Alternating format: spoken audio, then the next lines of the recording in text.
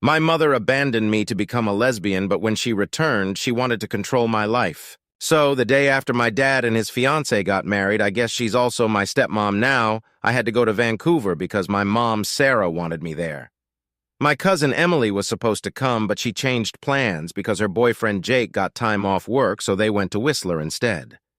When I got to Sarah's house, I was there for half an hour and found out Sarah and her wife Linda were going to Ottawa for Linda's job, so I'd be staying with my step-grandparents until Christmas weekend. I call them step-grandparents here because it makes sense for some reason, but in real life I've started calling them Nana and Papa. I'll be honest, I had so much fun with them. I really love them both so much. Step-grandpa Jack loves basketball as well, and he's also a Lakers fan. Step-grandma Mary taught me how to knit. I'm not that good. They made me amazing breakfast and lunch every day I was there. We would go out for dinner every night, and they even live closer to Uvik than Sarah does. So they said if I go there, they'd turn a room into a study room for me.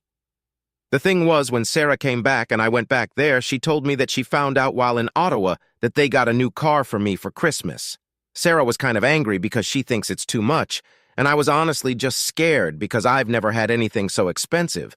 But Sarah talked it out with my dad, and apparently it's all right.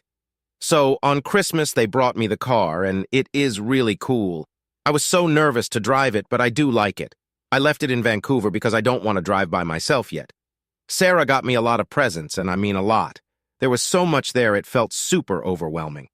After Christmas, we saw that new Disney movie Strange World because Sarah and I both love those kinds of movies. In it, the main character is a teenager who has issues with his dad and grandpa, and he's also gay, but it's just who he is, and it's handled like normal in the movie. But as soon as it became clear he was gay, Sarah got really quiet and just kind of shut down and went to her room when the movie was done. She didn't even say goodnight to me. When I went to brush my teeth, I could hear her crying really badly to Linda, and I know I shouldn't spy, but I just had to.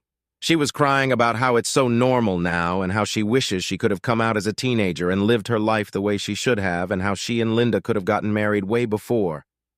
I felt really bad. And then I heard her talk about how many years she wasted as a soccer mom, and I got mad as well and just went to my room. I was kind of prepared to argue about the movie the next morning, but Sarah didn't even come out of her room.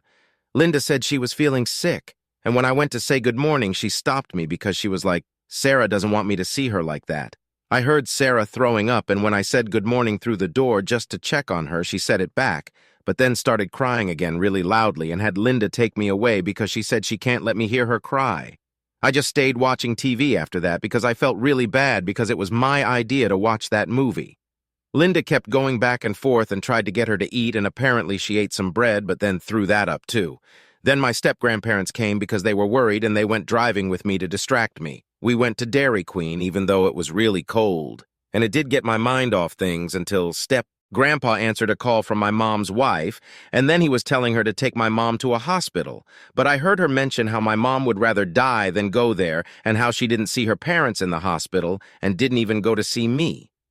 When my step-grandparents asked if that was true, I said it was about me and I tried not to, but I did cry. They got me to stop, and I still feel embarrassed that I cried in front of them, but we had a good day together. When my step-grandparents dropped me off, my mom was on the couch and called me over and then gave me such a big hug, but it was like she was holding in tears. She told me that she wasn't feeling good at all and asked if I wouldn't mind going back to my step-grandparents. The day after, her wife said that maybe they should send me back to Vancouver and I could stay with my uncle. My mom just got so angry.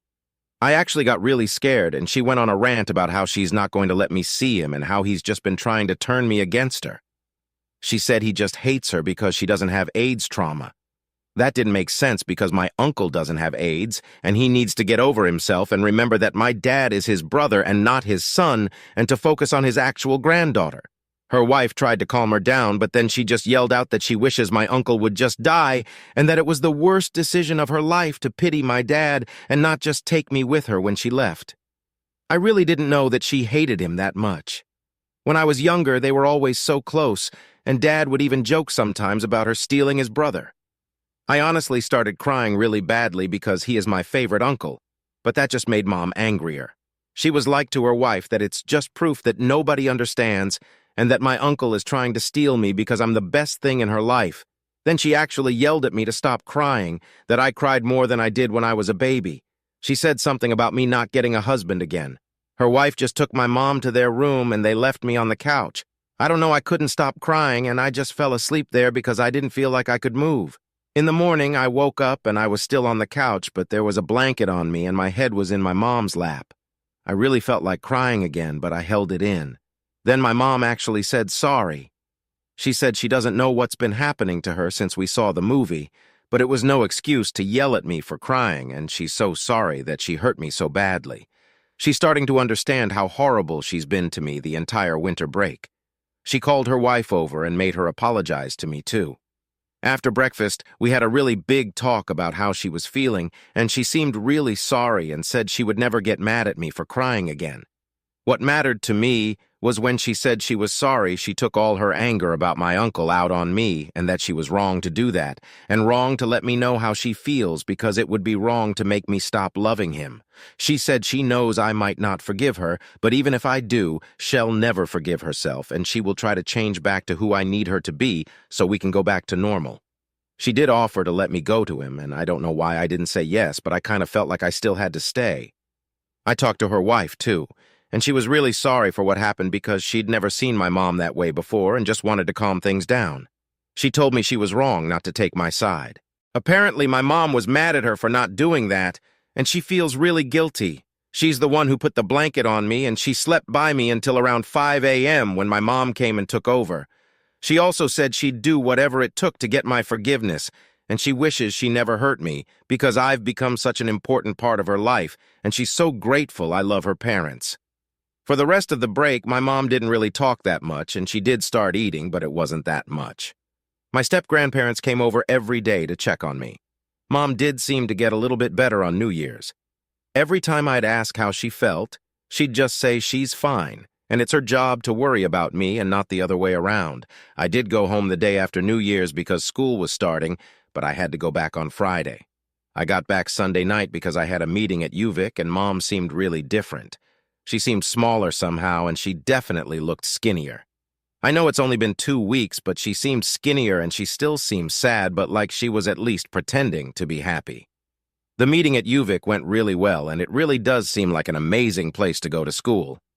Even though I don't know if I want to do engineering anymore, there's still a lot there. My mom did make me sign up to go check out UBC, SFU, and Langara as well. She also said that she's going with her wife to Ontario in February, and we can do a road trip together while her wife is working and check out universities there like Waterloo, McMaster, and UFT. She said she wanted me to know I can choose to go to them, but she's confident I'll come to her. But aside from the meeting, she didn't leave home at all. I did to hang out with my step-grandparents, and when I was there, she cuddled me almost the entire day unless we were eating, and her wife told me she's been working from home. I don't know what to make of any of it. Like if this means I'm getting my mom back like she used to be, or if she's just going to keep on changing, or if she's depressed now, too. I wasn't planning on posting, but I feel like I need people's opinions on what could be happening with her. Update, so I'm posting here because I've gotten a lot of DMs, and I guess I just want to address things. My spring break is almost over, just this week left, so I don't know how much more will be on here. I'm not posting this in just Nell because my original account has not been restored yet, and I figure it's best if I only post on my profile or on Mom for a minute, and I'm sure that whoever sees this here could give advice. That way I won't break any rules again. So first, I haven't seen my mom since winter break, and I do miss her a lot. It's weird because I don't want to go to her house, and my therapist has been helping me deal with it, saying this is the time to learn to be by myself. But I do miss her a lot, and I wish I could see her. At the beginning of last month, my mom did start going to therapy herself, and I was supposed to go and see her for Valentine, but her therapist said she was unstable and made it an unsafe environment for me, so I couldn't go. She texts me good morning and good night every day, but whenever I've called her FaceTime, she would hang up, and I know that because it ends after a ring or she'd text me to not call. I talked to her wife on the phone every week, and she said she's been getting better. My cousin got engaged last week, and my mom did call me then. My mom and my cousin are really close, and I'm so happy she's getting married, so it's a big deal for all of us. My mom promised me that she'll come over whenever my cousin actually starts planning because she doesn't want to get married until November. She did start making those jokes again about me and my boyfriend being next, but stopped when I asked. When she called, my mom told me that therapy has helped her see she had the wrong view on some things, so she said she's sorry for not taking me with her when she came out and moved. Said that's why I was being resentful and thinking horrible things. If she could do it all over again, she would take me so we could be as close as we were. She said she didn't take me because she still loves my dad and was worried he would be broken without me, and she didn't want to uproot my life. She did say it was nice to get a break from being a day-to-day mom, but it hasn't been worth how bad things have gotten between us. She promised me I am the most important thing in her life, and when therapy gets her to a place where she can be herself again, we will be just like we used to.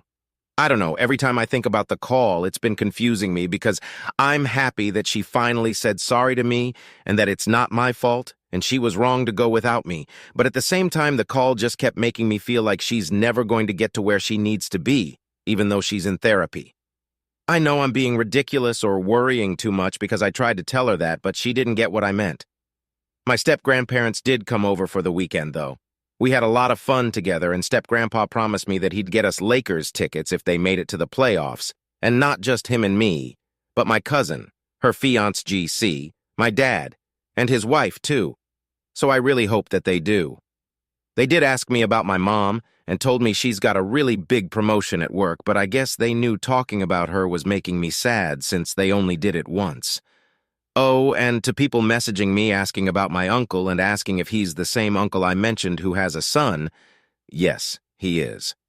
When my uncle's partner was alive, he got custody of his nephew because his sister died, and my uncle and his partner raised him together, so he is my uncle's son and is my cousin, and his daughter is my niece. I got 12 people messaging me, and it's probably just one troll, but it is very annoying. If you guys have any advice that I can bring up with my therapist, I would love to hear it. Update 2. So, I guess I'm posting here because I need to vent somewhere because it feels like nobody is listening. I guess the first thing is that, other than texting, my mom and I haven't talked at all aside from this last weekend. The first thing was that my cousin is getting married, and she told me that she wants to have kids as soon as she gets married because my aunt isn't alive, and our real grandparents aren't either. She wants my mom to be her kid's grandma.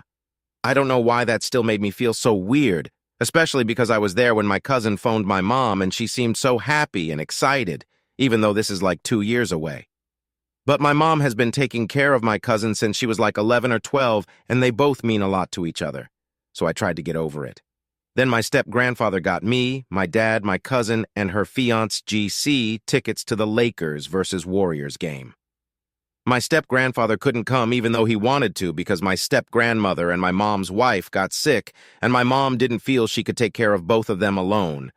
I still had the best time at the game and saw LeBron and Steph Curry, and the Lakers even won, but I wish that everyone could have gone.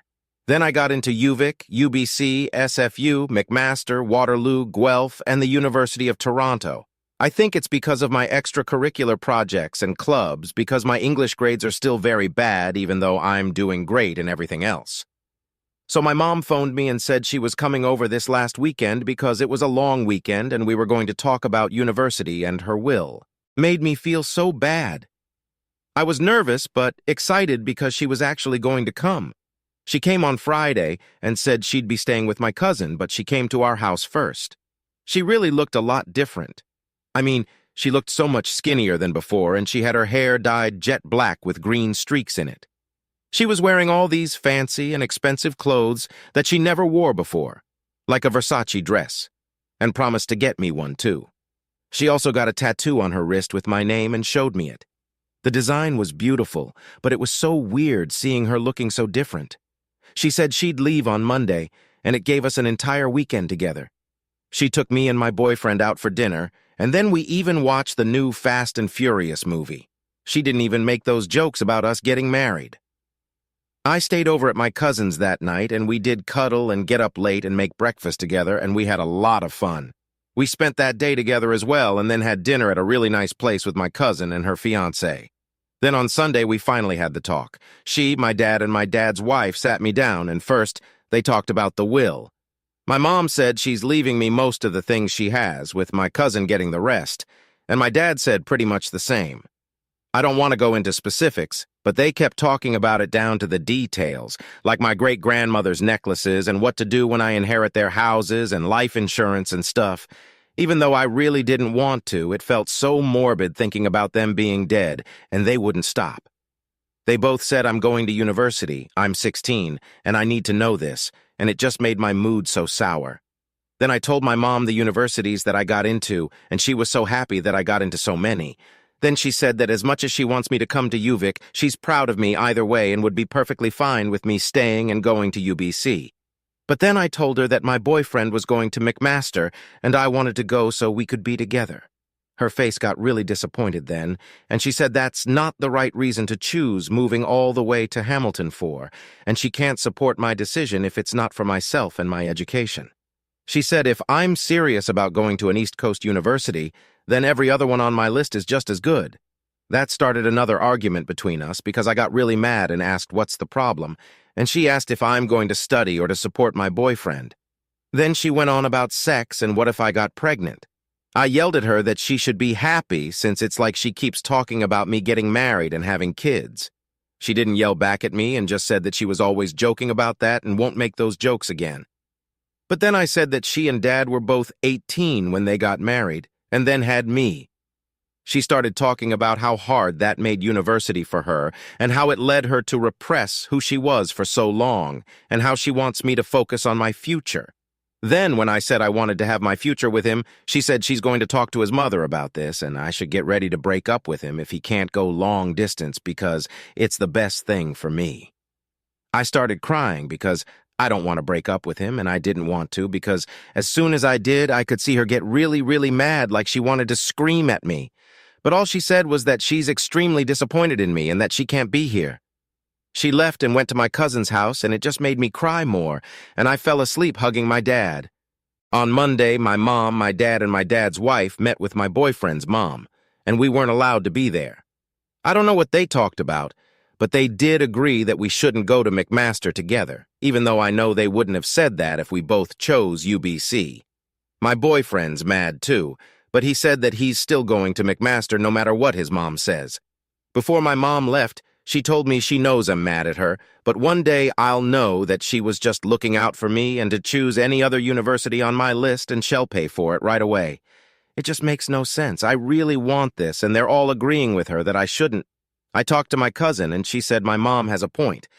I told my uncle, and he said that I need to look at it like, would my boyfriend go to Guelph for me? Even though that's not the point.